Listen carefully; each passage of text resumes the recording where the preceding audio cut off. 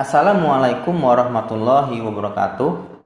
Sahabat juara, kali ini kita akan belajar kimia koloid untuk kelas 11 SMA.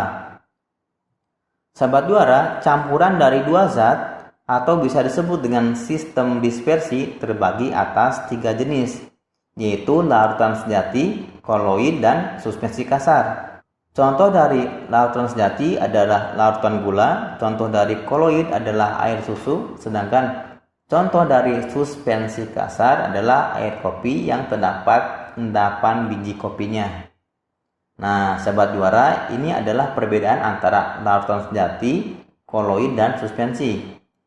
Larutan sejati bersifat homogen karena tidak bisa dibedakan mana zat pelarut dan mana zat pelarutnya. Coba kalian perhatikan larutan gula ya, sama semua kan di setiap bagiannya. Sedangkan suspensi bersifat heterogen karena bisa dibedakan ya. Air kopi terlihat ada endapannya. Sedangkan koloid di antara kedua dari sifat larutan sejati dan suspensi. Cara kasat mata seperti bersifat homogen, padahal koloid bersifat heterogen. Karena dilihat dari mikroskop, koloid bersifat heterogen. Sobat juara, larutan sejati bersifat stabil karena dia sukar mengendap, sedangkan suspensi bersifat tidak stabil karena dia mudah mengendap. Nah, koloid sahabat juara umumnya stabil. Akan tetapi koloid bisa dipaksa atau dibuat menjadi mengendap. Dilihat dari ukuran partikelnya, larutan sejati kurang dari 1 nanometer, sedangkan suspensi lebih dari 100 nanometer. Nah, sahabat juara, larutan sejati tidak dapat disaring, sedangkan suspensi dapat disaring. Nah, koloid tidak dapat disaring. Ya, selanjutnya sahabat juara, ini adalah jenis-jenis dari koloid. Ada istilah zat terdispersi dan zat medium pendispersinya. Seperti halnya kalian memahami ada zat terlarut dan zat medium pelarutnya. Sahabat juara, zat padat yang terdispersi dalam medium padatan disebut dengan sol padat. Contohnya adalah batuan permata. Padatan warna yang terdispersi dalam batu permata mengakibatkan batuan permata berwarna-warni. Selanjutnya, sahabat juara, zat padat terdispersi dalam medium cair disebut dengan sol. Contohnya adalah agar-agar atau juga cat. Zat padat terdispersi dalam medium gas disebut dengan aerosol padat. Contohnya adalah asap atau debu dari kendaraan bermotor. Jika seragam kalian yang putih itu kena dari asap knalpot ya, maka akan ada butiran-butiran hitam padatan yang menempel di seragam kalian. Selanjutnya, zat cair yang terdispersi dalam medium padatan disebut dengan emulsi padat, contohnya keju dan mutiara. Zat cair terdispersi dalam medium cair disebut dengan emulsi, contohnya adalah susu. Selanjutnya ada zat cair yang terdispersi dalam medium gas disebut dengan aerosol, contohnya adalah kabut. Zat gas yang terdispersi dalam medium padatan disebut dengan busa padat, contohnya adalah batu apung atau kasur busa yang bisa kalian lihat ada bolong-bolongnya. Di situ ada gas yang terdispersi dalam medium padatan. Nah, sahabat juara, zat gas yang terdispersi dalam medium cair disebut dengan busa. Contohnya adalah busa sabun. Jika kalian perhatikan, dalam busa sabun itu ada gas yang terjebak ya dalam medium cairan.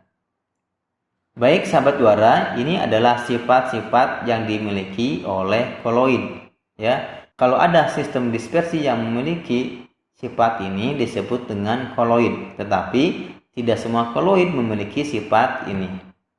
Nah, kita lihat sahabat juara, ada efek Tyndall, Gerhard Brown, koloid bermuatan ya, penyerapan di permukaan atau adsorpsi, koagulasi atau pengubalan, ada koloid pelindung serta liofil dan liopop. Ya, baik, kita akan coba jelaskan satu persatu. Pertama adalah efek tindal. Nah, efek tindal ini dikarenakan partikel koloid dapat menghamburkan cahaya. Jika ada dua campuran yang wujudnya cair, dilewatkan sinar cahaya, berkas jalannya sinar kelihatan, berarti termasuk koloid ya. Sedangkan yang tidak kelihatan, berarti dia larutan sejati.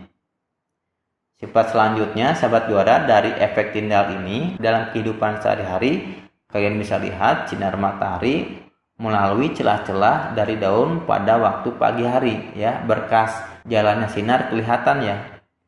Selanjutnya, sorot lampu mobil atau senter di udara yang berkabut kelihatan juga. Pada sore hari ya, munculnya warna biru dan jingga. Selanjutnya, sifat kinetik yaitu gerak Brown yang merupakan gerak acak atau zigzag. Hal ini dikarenakan terjadinya tolak-menolak antar partikel koloid. Dan inilah juga yang menyebabkan koloid stabil atau tidak mengendap apabila didiamkan. Nah, sifat selanjutnya adalah sifat listrik, bahwa koloid bisa memiliki muatan di permukaannya. Contoh koloid dari FeOH 3 kali dan AlOH 3 kali ya bermuatan positif. Sedangkan koloid dari AS2S3 dan lumpur itu koloidnya bermuatan negatif. Selanjutnya sahabat juara, koloid dapat bermuatan ya.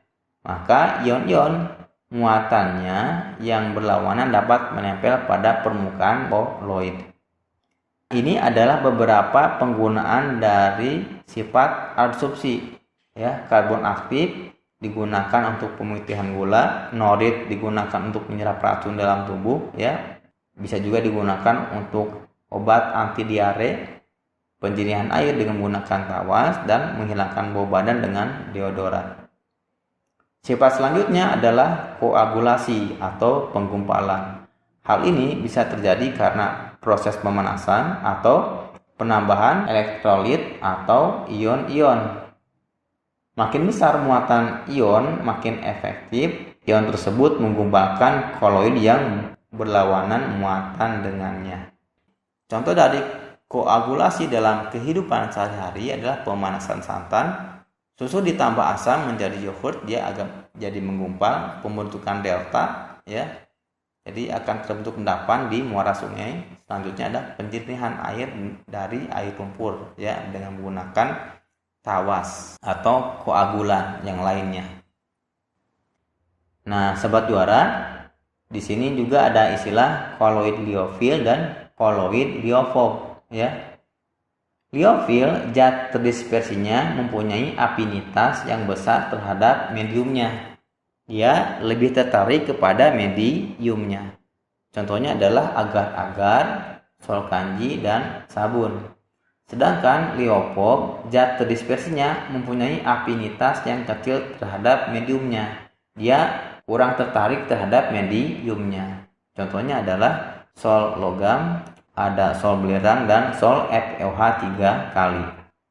Koloid pelindung merupakan koloid yang dapat melindungi koloid lain seperti liofil yang dapat melindungi liofob.